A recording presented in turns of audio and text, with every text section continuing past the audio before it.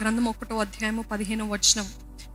యోనాను ఎత్తి సముద్రంలో పడవేసిరి, పడవేయగానే సముద్రము పొంగకుండా ఆగెను. యోనాను ఎత్తి సముద్రంలో పడవేసిరి, పడవేయగానే సముద్రము పొంగకుండా ఆగెను. ఈ సందర్భం ఈ ఒక్క వచనం చదివితే మీకు అర్థం కాదేమో, కానీ అందరికీ తెలిసిన కథనే.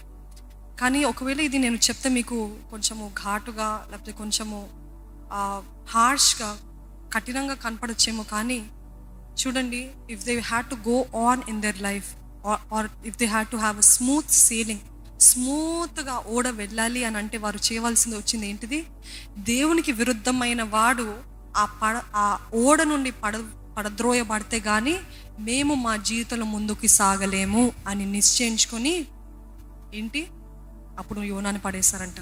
ఈరోజు మన జీవితాల్లో కూడా కఠినంగా ఉండొచ్చు, కొంచెం బాధ కలిగించవచ్చు, కానీ మీ జీవితంలో దేవునితోటి మీరు ముందుకి వెళ్ళాలంటే కొంతమందిని పడద్రోయాలి. నమ్ముతున్న వారు ఆమెను చెప్తారా?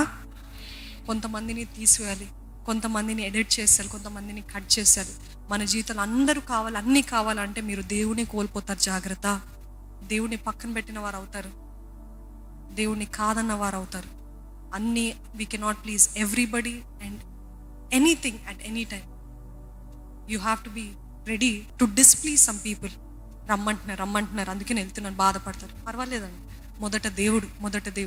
ఇక్కడ ఆ యోనా వారితో ఉన్న వారందరూ కూడా దే థాట్, ఎన్ని ప్రయత్నాలు చేసినా మాకు సఫలత లేదే, ఈ తుఫాన్ ఇంకా చెలరేగుతుంది, I think we will all die అంటే ఆ చీట్లు వేసినప్పుడు యోనా పేరు వచ్చినప్పుడు ఎంతగా యోనా తప్పించుకుందాం అనుకున్నా తప్పించుకోలేకపోయాడు.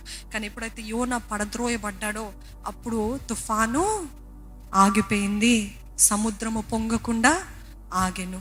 మన జీవితంలో పొంగుతా ఉన్నాయండి సముద్రము, మన జీవితంలో తుఫాన్లా, మన జీవితంలో ఎంతో కలవరమా? Just remember who is causing you that confusion. ఎవరు బట్టి వస్తున్న కన్ఫ్యూజన్? చాలాసార్లు మనం విన్న దాన్ని బట్టి, మన మైండ్ సెట్స్ బట్టి కొంతమంది మనకి ప్రేరేపిస్తూ ఉంటారండి మన పక్క నుండి. అది భార్యనో, భర్తనో, అమ్మమ్మనో, అక్కనో, ఎవరో ఒకరు ఏదో ఒకటి ప్రేరేపిస్తుంటారు. నువ్వు చెయ్యొద్దు, నువ్వెందుకు సహాయం చేయాలి, నువ్వెందుకు పరిచర్య చేయాలి, నీకు ఏమైనా లెక్క ఉందా, నిన్ను ఎవరైనా గుర్తిస్తున్నారా, నువ్వు ఇక్కడ రా, ఇక్కడ నిన్ను అందరు గుర్తిస్తారు, ఇక్కడ చేయి, everybody will recognise you, everybody will clap for you అని చెప్తుంటారు. కానీ దేవుడు అన్నాడు, నువ్వు ఇక్కడనే ఉండు, స్థిరంగా ఉండు, నేను నిన్ను జ్ఞాపకము లేకపోతే నేను హెచ్చించే వరకు నువ్వు ఇక్కడ మణిగి ఉండు, నా బలిష్టమైన చేతి కింద ఉండు అని అంటే మీ పక్కనున్న వారు ప్రేరేపిస్తుంటారు. నీకేం తక్కువైందని నువ్వు ఇక్కడ మణిగి ఉంటున్నావు? Who asked you to stay here, come out అని చెప్తుంటారు. అట్లాంటి పరిస్థితుల్లో చాలామంది ప్రేరేపించబడి బయటికి వెళ్తారు. నష్టం వెంబడి నష్టము, శాపం వెంబడి శాపము, ఎంతగానో ఇంకా జీవితం అంతా చెల్లా చెదురైపోయిన పరిస్థితులు మరలా తలదించుకోవాల్సిన పరిస్థితులు వస్తాయి.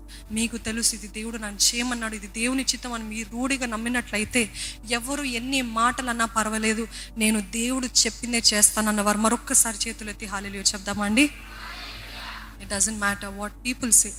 Please don't be prompted by the enemy or people to lead your life.